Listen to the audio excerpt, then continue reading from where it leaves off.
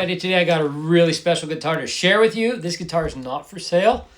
It is a 1958 Epiphone Coronet.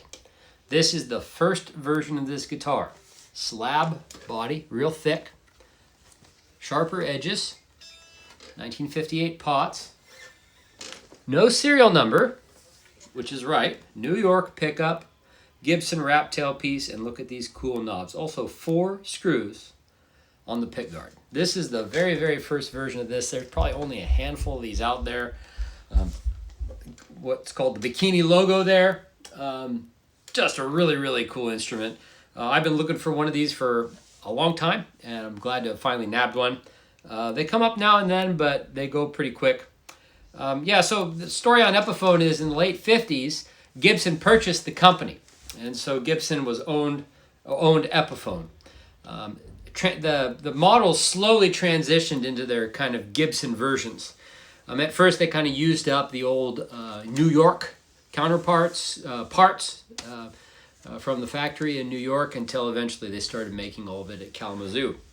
Essentially what they did is they took the old names for the Epiphone models that they'd been using and kind of transferred them over and made counterparts to the Gibson instruments. So for example, you could buy, instead of ES335, you could buy an Epiphone Riviera. Instead of like a 355, you could buy a Sheraton. That was like the nice semi-hollow body. Instead of a 330, you could buy a Casino. And they did this with all the guitars, the acoustics, and everything. And then, of course, with the Les Paul Jr., they did the Coronet. And later became the SG Jr. So this early Coronet is like late 50s SG Jr. double cut. So if you think of a 58, 59 Jr. with the double cut, that's kind of what this most closely resembles. But there's some pretty big differences here, of course. Big one being the New York pickup, which is just the name that's given to the leftover New York Epiphone style pickups. It does have these super cool Epiphone knobs. And then, like we said, the bikini logo. The truss rod cover is also the kind they used earlier as well. But this guitar, I believe, is Gibson made. The body and the neck. The other parts are, some Epiphone parts on it. So this has like a black finish. These were originally called, I think, what was it called again? Moderne Black, I think is what it was originally called. And of course, those of you who are Gibson nerds know about the Gibson Moderne. That name was quickly repurposed into the Gibson catalog for a different guitar, which is also exceptionally rare. And so the name Moderne Black got dropped, and this became the Coronet.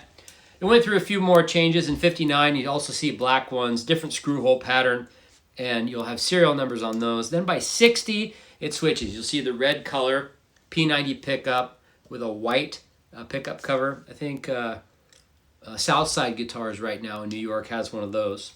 And then they switched to the thinner body with the rounder edges. Still have the bikini logo, but rounded edges. I actually have one of those as well. But anyway, this is super rare.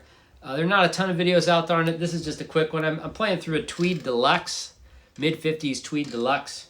I'd really like to get it through like a Vox with something crunchier and demo some more sounds. But I just took this guitar in.